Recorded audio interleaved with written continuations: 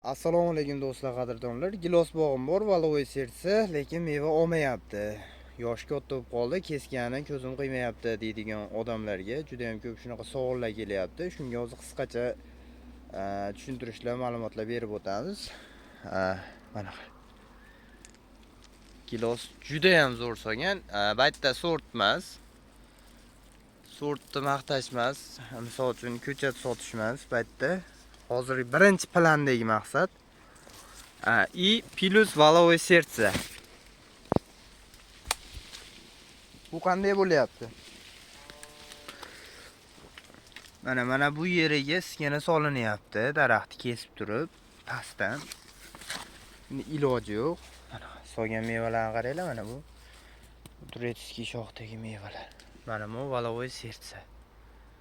Qolgan shoxi bittasini bir yil mana. Bittasini keyingi yilga.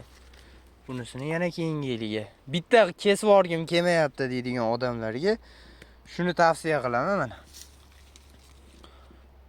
Meva solyapti, juda ham zo'r. Hosildorligi hammasiniki yaxshi mana. Endi iloji yo'q, balandda bo'lib ketib qolyapti. O'sish ehtimoli juda ham katta, chunki bu shoxlarda o'stirmaganliklar salqinlik hisoblanadi. Buni ochib tashlash kerak, lekin gilos bog'dan voz kechib yorgisi yo'q. O'shaning uchun oralatib iskana qilingan. Endi bu yerda ushamagani ham bo'ladi. 2-3 yilda o'zingiz shunaqa qilib iskana qilib valovoy sertsangizni o'zingizga yoqqan navga alishtirib olsangiz bo'ladi. Mana daraxt yoshi 15 yosh. Valovoy sertsa ham, uni ham mevasini olaverasiz. Kelajakda shu tayyor bog'ingiz bor, suvni tortib bergani zo'r nasos hisoblanadi bu. Shoxni olib kelib iskana qilinadi sirazi. Iskana qilingandan keyin narigi shoxlar xudo xolasa 70 ga 30 ushaydi. Mana buni olib kelib ko'ring. Ikkinchi daraxt mana.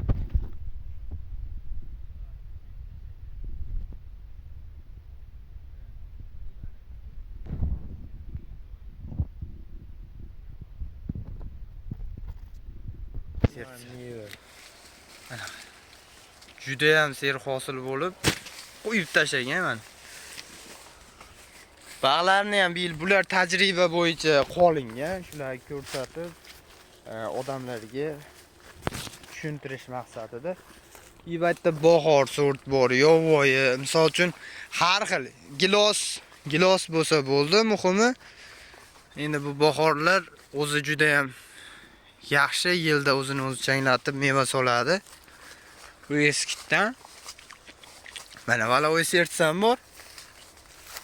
Chaman bo'lib gullaydi, lekin gulini to'kib yoradi. Buni nima qilishim kerak?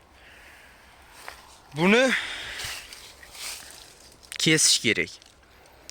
Kesib iskana solish kerak. Bu tayyor nasos vazifasini bajarib berib, suvni iskana bo'lgan shoxlarni juda ham tez rivojlantiradi. Misol uchun mevaga qo'ydingiz, mevaga qo'yganingizdan keyin iskana qildingiz, iskanadan keyin уже 2 yilda daraxt qalinligi mana shuncha ketmon sopiga borib qoladi, xudo xolasa. Chunki shunaqa rezultatlar ko'ryapmiz. Salqinlik qilib qolishi mumkin ancha-muncha. Lekin bayt qir adirli bo'lgani uchun bu valovoy sertsami, boshqa gilosmi, misol uchun sortini alishtirib o'rniga ekaman degandan, misol uchun qayerdandir qimmat pulga yaxshi sort giloslar baribir qimmat yuradi.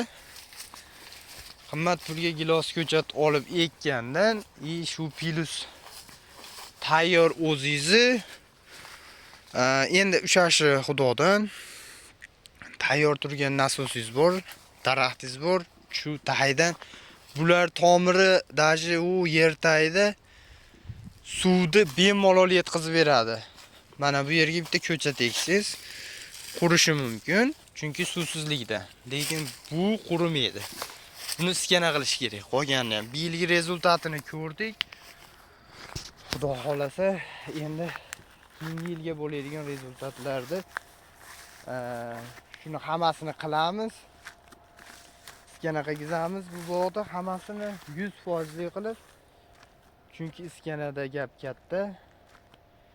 daraxtimiz tayyor turibdi.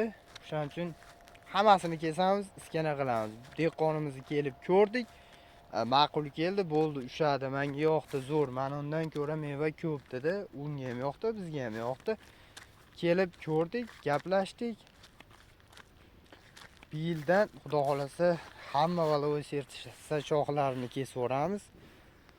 Qolganini hammasini ulaymiz.